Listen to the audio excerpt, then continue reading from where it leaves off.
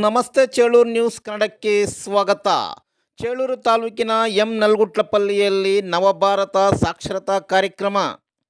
ಚೇಳೂರು ತಾಲೂಕಿನ ನಲ್ಗುಟ್ಲಪಲ್ಲಿ ಕ್ಲಸ್ಟರ್ನ ವ್ಯಾಪ್ತಿಯಲ್ಲಿ ಬರುವ ಗ್ರಾಮಗಳಲ್ಲಿ ಅನಕ್ಷರಸ್ಥರನ್ನು ಸಾಕ್ಷರನ್ನಾಗಿಸಲು ಗುರಿಯನ್ನು ನಿಗದಿಪಡಿಸಿದ್ದು, ಸದರಿ ಕಾರ್ಯಕ್ರಮದ ಬಗ್ಗೆ ಬಾಗೇಪಲ್ಲಿ ಕ್ಷೇತ್ರ ಶಿಕ್ಷಣಾಧಿಕಾರಿಗಳಾದ ಎನ್ ವೆಂಕಟೇಶಪ್ಪರವರು ಮಾತನಾಡಿ, 20-25 ವರ್ಷಗಳ ಹಿಂದೆ ಬೋಧಿಸುತ್ತಿದ್ದ ವ್ಯಾಸಂಗಕ್ಕೂ ಇಂದಿನ ವ್ಯಾಸಂಗಕ್ಕೂ ತುಂಬ ವ್ಯತ್ಯಾಸವಿದೆ.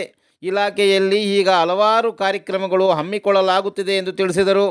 ಈ ಸಂದರ್ಭದಲ್ಲಿ ಕೋಆರ್ಡಿನೇಟರ್ ವೆಂಕಟರಾಮರವರಿಂದ ಪ್ರಾಸ್ತಾವಿಕ ನುಡಿಗಳು, ಸಮೀವುಲ್ಲಾರವರು ಮಾತನಾಡಿದರು.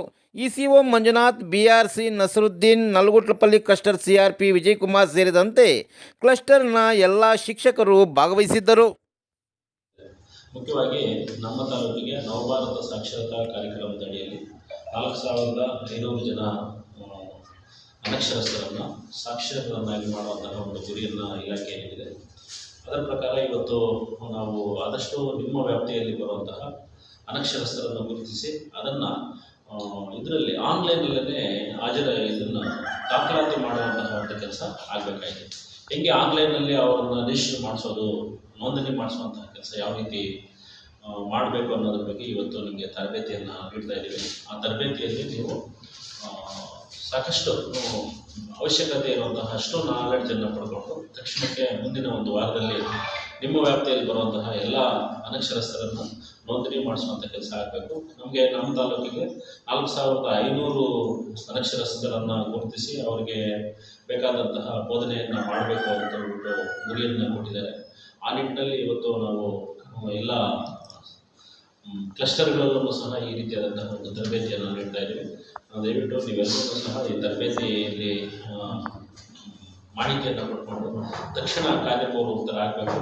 ಶಾಲಾ ಅವಧಿಯನ್ನು ಹೊರತುಪಡಿಸಿ ಉಳಿದಂಥ ಶಾಲೆಯ ರೆಗ್ಯುಲರ್ ಶಾಲೆಗೆ ನಮ್ಮ ಟೈಮ್ ಟೇಬಲ್ಗೆ ತೊಂದರೆ ಆಗದ ರೀತಿಯಲ್ಲಿ ನೀವು ಅಲ್ಲಿ ಜನಪ್ರತಿನಿಧಿಗಳು, ಸಂಘ ಸಮಸ್ಯೆಗಳು ಮತ್ತು ನಿಮ್ಮ ಹಳೆಯ ವಿದ್ಯಾರ್ಥಿಗಳು, ನಿವೃತ್ತರಾಗಿರುವಂತಹ ನಮ್ಮ ಶಿಕ್ಷಕರು ಅಂತಹವರ ಸಹಕಾರವನ್ನು ಪಡ್ಕೊಂಡ್ಬಿಟ್ಟು ನಿಮ್ಮ ವ್ಯಾಪ್ತಿಯಲ್ಲಿರುವಂತಹ ಒಂದು ಇವರನ್ನು ಅನಕ್ಷರಸ್ಥರನ್ನು ಗುರುತಿಸಲೇಬೇಕು, ಅವ್ರನ್ನ ನೋಂದಣಿ ಆಗಬೇಕು ಮತ್ತು ಅವ್ರನ್ನ ಸಾಕ್ಷರರನ್ನಾಗಿ ಮಾಡುವಂತಹ ಜವಾಬ್ದಾರಿ ನಿಮ್ಮ ಮೇಲಿದೆ.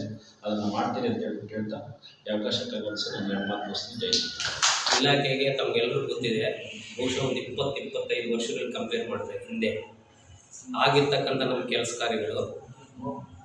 ಕಾರ್ಯಗಳಿಗೂ ಈಗಿರ್ತಕ್ಕಂಥ ಕೆಲಸ ಕಾರ್ಯಗಳಿಗೂ ತುಂಬ ವ್ಯತ್ಯಾಸ ಇದೆ.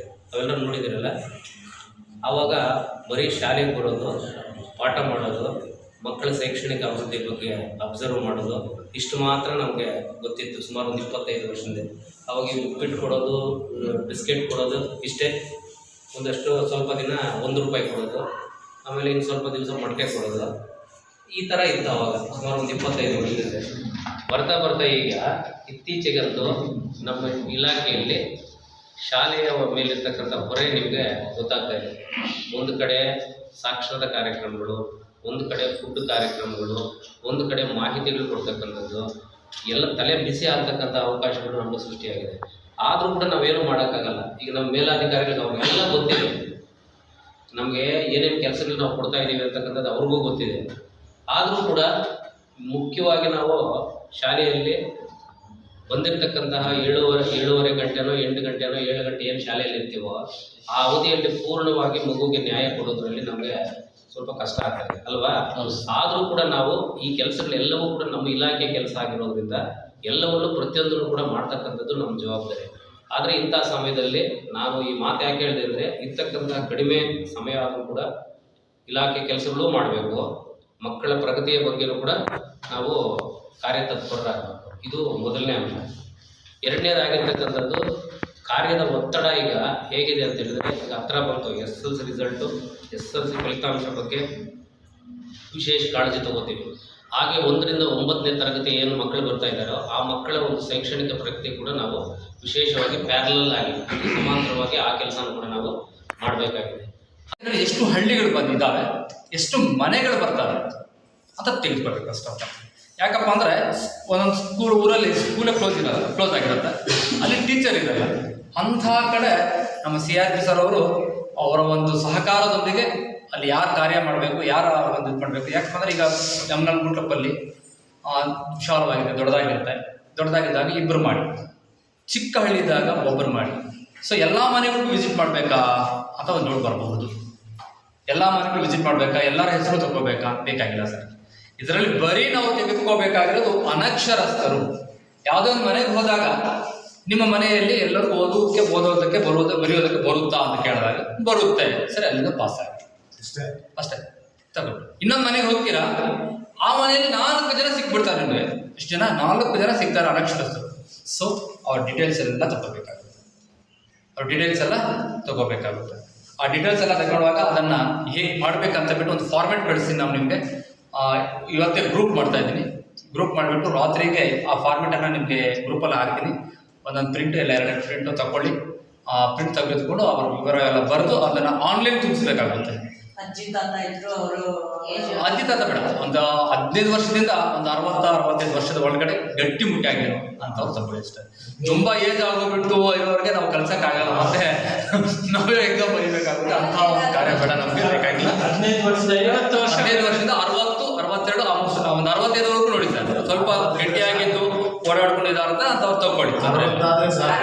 ಬೋಧನೆ ಮಾಡೋದಕ್ಕೆ ವಾಲಂಟಿಯರ್ನ ಗುರುತಿಸ್ಬೇಕಾಗುತ್ತೆ ನಾವು. ಅವ್ರಿಗೆ ಬೋಧನೆ ಮಾಡೋದಕ್ಕೆ ವಾಲಂಟಿಯರ್ನ ಗುರುತಿಸ್ಬೇಕಾಗುತ್ತೆ ಸರ್. ವಾಲಂಟಿಯರ್ ಯಾರು ತಗೊಳ್ಳೋದು ನಾವು ಅಂತ ನೋಡಿದಾಗ, ಸ್ಟೂಡೆಂಟ್ಸ್ ಬೇಕಾದರೆ ಅವ್ರು ಕಾಂಟ್ಯಾಕ್ಟ್ ಮಾಡ್ಬೋದು. ವಾರದಲ್ಲಿ 1 ದಿನ 2 ದಿನ 3 ದಿನ. ಸ್ಟೂಡೆಂಟ್ಸ್ ಅಂದರೆ SSLC ಫಸ್ಟ್ PUC ಓದ್ತಿರೋ ಅವ್ರಿಗೇನಾದರೂ ಗೌರವಧನ ಕೊಡ್ತಾರ? ಸ್ಟೂಡೆಂಟ್ಸ್ಗಾದರೆ ಯಾವುದೇ ರೀತಿಯ ಗೌರವಧನ ಇಲ್ಲ. ಅದೇ ಬೇರೆ ಅದರ್ಸ್ ಯಾರಾದರೂ ಬಂದಾಗ ವಾಲಂಟರಿ ಆಗಿ ನಾನು ಹೇಳ್ಕೊಡ್ತೀನಿ ಅಂದಾಗ ಈ ಕಾರ್ಯಕ್ರಮಕ್ಕೆಲ್ಲ ಸೇರಿ ಅವ್ರಿಗೆ 1000 ರೂಪಾಯಿ ಕೊಡ್ತಾರೆ ತಿಂಗಳಿಗೆ. ಟೋಟಲ್ ಕಾರ್ಯಕ್ರಮ ಗೌರವಧನ. ಬಟ್ ಇದೇನು 1 ತಿಂಗಳು ನಡೀತಾ, 2 ತಿಂಗಳು ನಡೀತಾ, 6 ತಿಂಗಳ, ವರ್ಷ ಇಲ್ಲ. ನೀವು ಸರ್ವೆ ಕಾರ್ಯ ಮುಗಿದ ಆದ ಮೇಲೆ ಟೈಮ್ ಕೊಡ್ತಾರೆ. 1 ತಿಂಗಳು 2 ತಿಂಗಳು ಟೈಮ್ ಕೊಡ್ತಾರೆ. ಅಷ್ಟರ ಒಳಗಡೆ ವಾರದಲ್ಲಿ 1 or 2 days ಎಲ್ಲಾದ್ರೂ ಅರ್ಧ ಗಂಟೆ ಏನಾದರೂ ಹೇಳ್ಕೊಡೋಕ್ಕೆ ಇದಕ್ಕೆ ಬೇಕಾದ ಮೆಟೀರಿಯಲ್ಸ್ ಎಲ್ಲ ಕೂಡ ಕಳಿಸ್ತಾರೆ. ಮೆಟೀರಿಯಲ್ಸ್ ಎಲ್ಲ ಬಂದ ಮೇಲೆ ಯಾರು ವಾಲಂಟಿಯರ್ಸ್ ಇದ್ದಾರೋ ಅವ್ರು ಕರೆಸಿ, ನೋಡಪ್ಪ ಇಂಥ ಮೆಟೀರಿಯಲ್ಸ್ ಬಂದಿರೋ ಕೊಡ್ತಾ ಇದ್ದೀವಿ, ನೀವು ಇದನ್ನು ಅವ್ರಿಗೆ ಹೇಳ್ಕೊಡಿ ಅಂತ ಹೇಳ್ಬಿಟ್ಟು ಅವ್ರಿಗೆ ಹೇಳಬೇಕು. ಸೊ ಹೀಗೆ ವಾರದಲ್ಲಿ 2-3 ದಿನ ಈ ರೀತಿ ಕೆಲಸ ಮಾಡ್ತಾ ಹೋಗ್ಬೇಕು, ಗುರುಸ್ಬೇಕು. ಈ ಫಸ್ಟ್ ನಾವು ಮಾಡಬೇಕಾಗಿರೋ ಕೆಲಸ ಏನು? ಅನಕ್ಷರಸ್ಥರ ಲರ್ನರ್ಸ್ ಯಾರಿದ್ದಾರೆ ಅವ್ರನ್ನ ನಾವು ಗುರುತಿಸ್ಬೇಕು. ಬರೀ ಹೆಬ್ಬಟ್ಟು ಹಾಕೋದಂದ್ರೆ ಸಾಕು.